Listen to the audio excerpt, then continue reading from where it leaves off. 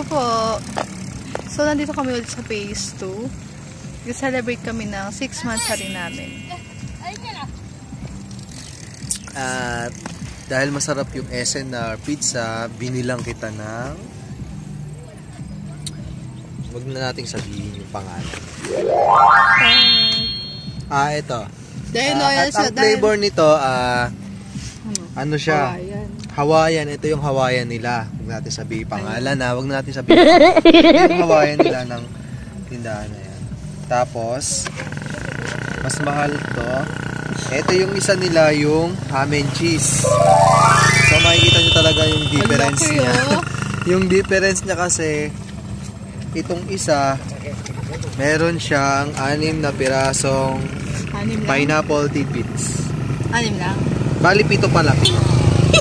7 yung pineapple tidbits. So, yun yung pinagkaiba ng price nila. Namor, nalaso po. Ayan na. Nilalanggang na. Ganyan yung pizza ng ano. Huwag mo nang sabihin. So guys, gutom na ako. Kakain na ako na 2,000 years later. nakalain mo dala.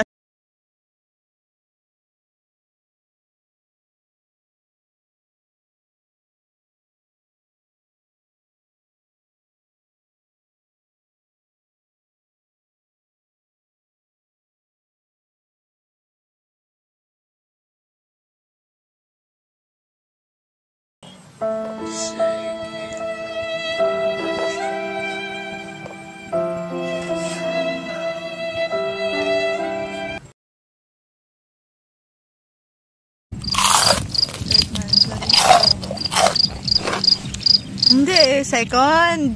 Hindi, second yun eh. Tapos ano pa ako nun eh. Tapos kumakain kami ng isaw dito nun. Diba? Wow. Tapos nagra-road trip pa kami. Ito naman umawak. Gugutom na ako. Hindi ko yung nagbibili. Kaya ang dami nagja-jogging. Eh, pero tinapon mo kasi lahat ng sauce.